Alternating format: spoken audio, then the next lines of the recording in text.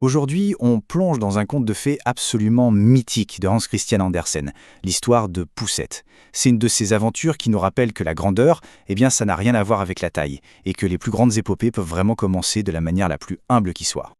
Et comme dans beaucoup de contes, tout commence par un souhait. Un souhait simple, mais profond. Une femme qui désire un enfant plus que tout au monde. C'est ce désir, à la fois pur et puissant, qui va enclencher toute une série d'événements, magiques bien sûr. Mais attention, ce souhait ne va pas être exaucé de façon ordinaire, non. Dès le départ, le conte nous prévient qu'on entre dans un monde où la magie est partout et où les lois de la nature sont, disons, un peu différentes. Alors, comment ça se passe ? La solution vient d'une sorcière qui lui donne un grain d'orge enchanté. Une fois planté, il ne donne pas une simple plante, non, il donne une magnifique fleur qui ressemble à une tulipe. Et quand les pétales s'ouvrent, il révèle une toute petite fille. Son univers est à son image, une création miniature, tout est parfaitement à sa taille. Imaginez un peu, son berceau, c'est une coquille de noix, sa couverture, un pétale de rose. C'est une vie de rêve, idyllique, protégée, pleine de poésie. Mais comme on va le voir, cette perfection est aussi incroyablement fragile. Évidemment, ce petit paradis miniature ne pouvait pas durer. Une nuit, pendant son sommeil, son monde bascule complètement. Et c'est le début d'un long, très long périple. Un périple qu'elle ne choisit pas, mais qui lui est imposé par une succession de captures. Et là, les ennuis s'enchaînent à une vitesse folle, à peine elle échappe à un danger qu'un autre lui tombe dessus. Du marais immonde du crapaud au sommet d'un arbre avec un hanneton, elle passe de main en main, totalement à la merci de créatures qui ne voient en elle qu'une sorte de trophée. Et là, le conte devient assez cruel. Il explore la méchanceté du conformisme. Le hanneton, qu'il a trouvé joli au début, finit par céder à la pression de son groupe. Poussette est rejetée. Pas pour ce qu'elle est, mais pour ce qu'elle n'est pas. Elle n'est pas comme eux. Sa différence, qui devrait être sa force, devient la raison de son exclusion.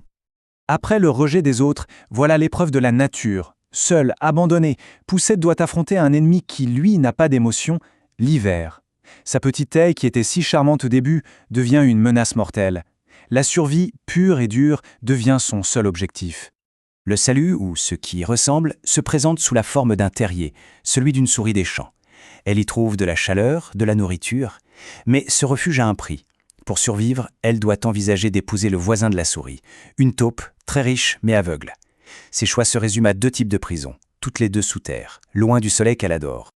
Et ça nous amène à une question centrale du conte. La souris lui offre la survie, c'est vrai, mais la taupe lui demande de renoncer pour toujours à la lumière, à la beauté du monde.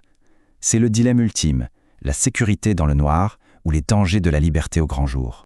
C'est là, dans cette obscurité totale, alors que son destin semble complètement tracé et que tout espoir a disparu, que l'histoire prend un tournant.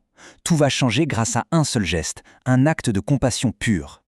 En se promenant dans le tunnel de la taupe, Poussette tombe sur quelque chose de poignant, une hirondelle, immobile, gelée. Pour la souris et la taupe, ce n'est qu'un oiseau mort, une victime de plus de l'hiver. Mais pour Poussette, c'est bien plus que ça. La réaction de la taupe est d'un cynisme incroyable. Pour lui, cet oiseau mort confirme sa vision du monde. Dehors, c'est dangereux, et ceux qui aiment le ciel et le soleil finissent par en mourir. La seule vraie sécurité, c'est sa richesse souterraine. Il n'y a aucune place pour la pitié dans ce raisonnement. Mais Poussette, qui sait ce que c'est d'avoir froid et d'être seule, refuse cette logique. Elle voit dans cette hirondelle un reflet de sa propre fragilité. Alors, en secret, par pure empathie, elle lui tisse une petite couverture et la réchauffe. Ce geste de bonté, c'est un véritable acte de résistance face au monde cynique qui l'entoure. L'hiver passe. L'hirondelle sauvée s'envole au printemps en remerciant Poussette. Mais pour notre héroïne, le piège est en train de se refermer. Son trousseau de mariage est prêt. Et le jour de l'union forcée avec la taupe est arrivé. Le moment du choix est là, et il est brutal. Il oppose 2 mondes, 2 destins radicalement différents. D'un côté, le monde de la taupe. La richesse matérielle, oui, mais dans le noir perpétuel, un confinement sûr. De l'autre, la promesse de l'hirondelle. La lumière, le ciel, la liberté, mais aussi le grand saut dans l'inconnu. Résignée, Poussette sort une dernière fois pour dire au revoir à un monde qu'elle aime. Ces quelques mots sont un véritable cri du cœur. Elle accepte son sort, sa vie future, sous terre, loin de tout ce qui la rendait heureuse. Et c'est à cet instant précis, au moment où tout semble absolument perdu, qu'un son familier vient percer le silence. L'espoir revient littéralement du ciel. C'est l'hirondelle, bien sûr. Elle est de retour. L'acte de bonté de Poussette lui est rendu. L'oiseau lui offre une porte de sortie, une évasion, non pas vers une autre prison, mais vers la liberté totale. Son geste désintéressé a créé sa propre chance. Poussette accepte sans hésiter. Elle s'accroche au dos de l'oiseau et s'envole pour un voyage incroyable, par-dessus les montagnes, par-dessus les mers. Son périple l'amène enfin à un endroit où elle n'est plus une bête de foire ou une étrangère, mais où elle trouve enfin sa vraie place. Ils arrivent dans les pays chauds, une terre où le soleil brille toute l'année et où les fleurs sont magnifiques. L'hirondelle dépose délicatement Poussette sur le pétale d'une grande fleur blanche. Et c'est là qu'une dernière surprise l'attend. Au cœur de cette fleur, elle découvre un être qui lui ressemble, un prince des fleurs. Pour la toute première fois de sa vie, elle n'est pas une anomalie, elle est une égale. Il lui offre une couronne, bien sûr, mais aussi un nouveau nom, Maya. Ce n'est pas juste un changement de nom, c'est la reconnaissance qu'elle a enfin trouvé sa famille, son monde. L'apothéose de son voyage est une image de plénitude totale. Celle qui a été transportée contre son gré, jugée, emprisonnée, reçoit non seulement une couronne mais le cadeau ultime, des ailes.